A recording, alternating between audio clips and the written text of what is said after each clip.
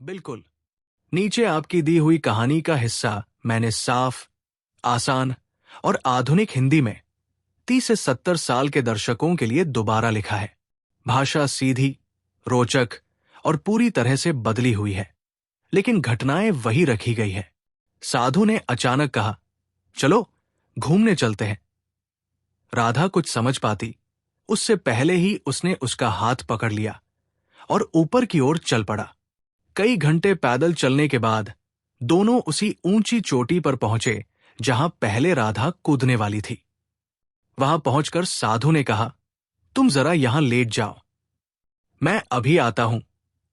राधा चौंक गई। उसने पूछा, कहाँ जा रहे हो और मुझे लेटने को क्यों कह रहे हो?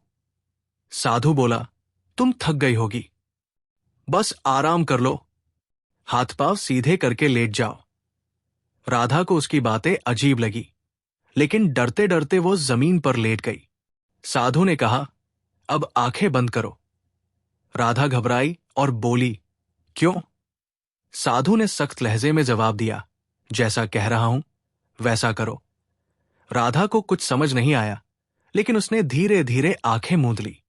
साधु उसके पास आकर बैठ गया। उसका चेहरा बेहद गंभीर था, जैसे किसी गहरी सोच में डूबा हो। उसकी नजरें लगातार राधा के चेहरे पर टिकी थी। कुछ देर बाद साधु ने रहस्यमयी मंत्रों का उच्चारण शुरू किया और अंत में धीरे से राधा पर फूंक मारी। राधा आंखें बंद किए पड़ी रही। उसके चेहरे पर शांति थी, लेकिन भीतर कहीं डर भी था। इसके बाद साधु धीरे धीरे उठा और दबे पांव नीचे उतरने लगा। सावधानी से पत्थरों और झाड़ियों के बीच से गुजरते हुए वो पहाड़ की ढलान से नीचे पहुंचा और अपने घर लौट आया। थकाहारा वो बिस्तर पर लेट गया, मानो कोई भारी काम पूरा करके लौटा हो। इधर राधा को अचानक महसूस हुआ कि आसपास एकदम सन्नाटा है। न मंत्रों की आवाज, न किसी के कदमों की आहट। उसने धीरे से आंखें खोली और इधर उधर देखा। हर तरफ खामोशी और ठंडी हवाएं थी। उसने धीरे से पुकारा, साधु जी। फिर ऊंची आवाज में दोबारा पुकारा, लेकिन कोई जवाब नहीं मिला। उसका मन घबराने लगा। वो अब उस ऊंची चोटी पर अकेली रह गई थी। समय धीरे धीरे बीतता गया। आसमान का रंग बदलने लगा। ढलते सूरज की रोशनी पहाड़ों के पीछे खो गई और चारों ओर सन्नाटा फैल गया। क्या आप चाहेंगे कि मैं इस हिस्से की भी scene by scene cinematic image prompts उसी स्टाइल में तैयार कर दूं जैसे मैंने पहले हिस्से के लिए लिखे थे? ठीक है, मैंने आपके दिए हुए टेक्स्ट को आसानी से पढ़ने लायक, साफ और मॉडर्न हिंदी में दोबारा लिखा है। इसमें सभी जरूरी बातें रखी गई हैं, लेकिन भाषा को सरल, आकर्षक और स्वाभाविक बनाया गया है। रीराइट किया हुआ टेक्स्ट 30-70 उम्र के दर्शकों के लिए। नीला आसमान धीरे धीरे काले अंधेरे में बदलने लगा। राधा ने अपना दुपट्टा कसकर लपेट लिया, लेकिन उसके चेहरे पर डर साफ नजर आ रहा था। वो पास के एक पत्थर पर बैठ गई और साधु का इंतजार करने लगी। कुछ ही देर में उसे अंधेरे में किसी के आने की आहट सुनाई दी। पत्थरों पर चलने की आवाज गूंज रही थी। उसने नीचे झांका तो एक आकृति पर्वत की ढलान चढ़ती दिखी। पास आने पर साफ हो गया कि वो साधु ही था। साधु को देखते ही राधा का गुस्सा फूट पड़ा। उसकी आवाज कांप रही थी, लेकिन उसमें नाराजगी भी थी। ये सब क्या कर रहे हो? कभी मुझे घर में बंद कर देते हो, कभी पहाड़ पर लाकर जमीन पर लिटा देते हो। आखिर क्यों? मुझे बताते क्यों नहीं? साधु चुपचाप उसकी तरफ देखता रहा। उसकी आंखों में न गुस्सा था, न बेचैनी, बस शांति। उसने राधा का हाथ पकड़ा और बिना कुछ कहे वापस घर की ओर चल पड़ा।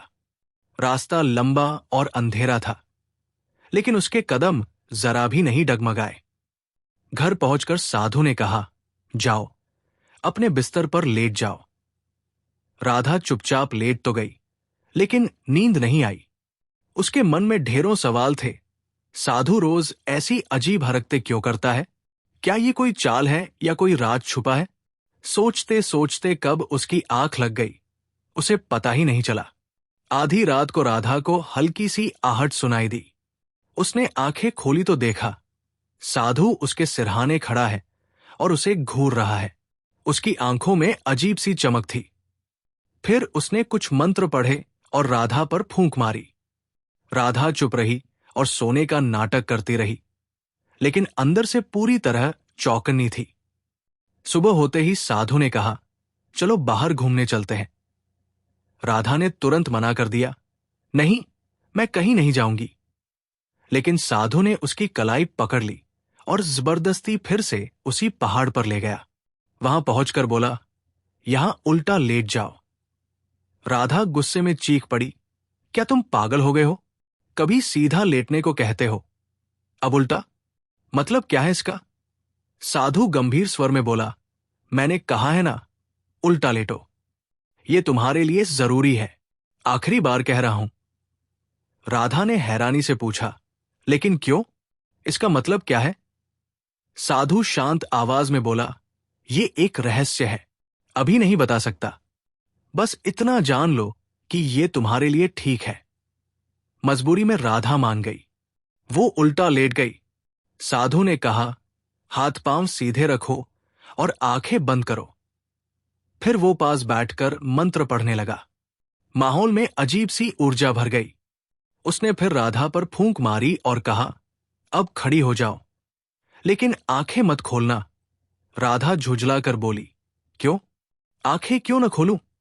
साधु ने सख्ती से कहा, आंखें बंद। इसके बाद साधु पहाड़ से नीचे उतरकर अपने घर चला गया।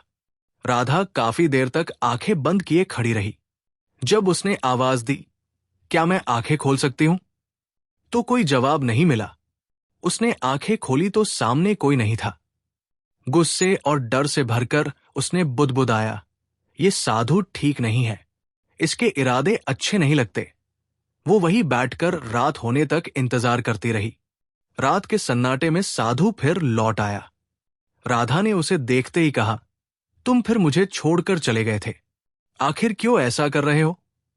साधु ने उसकी आंखों में देखा और बोला, 2 दिन मैंने यहां बिताए, 2 दिन तुमने। अब बस आखिरी रात बची है जो हमें साथ गुजारनी होगी। राधा चौंक गई। आखिरी रात? मतलब क्या है? साधु ने जवाब दिया, अगर ये रात हमने साथ काट ली तो सब ठीक हो जाएगा। राधा शक से बोली, सब ठीक हो जाएगा? कैसे? साधु ने शांति से कहा, बस एक रात साथ रह लो, सब साफ हो जाएगा। राधा ने मजबूरी में हामी भर दी, ठीक है, लेकिन सुबह मैं तुम्हारा घर छोड़ दूंगी। साधु मुस्कुराया और बोला, अगर ये रात तुमने मेरे साथ गुजार ली तो तुम खुद जाने का विचार छोड़ दोगी। फिर उसने कहा, जैसे मैं यहां लेट रहा हूं वैसे ही तुम भी लेटो। दोनों जमीन पर लेट गए। क्या आप चाहेंगे कि मैं इस रिराइटेड टेक्स्ट को scene by scene cinematic image prompts में भी बदल दूं, जैसे पहले वाले हिस्से के?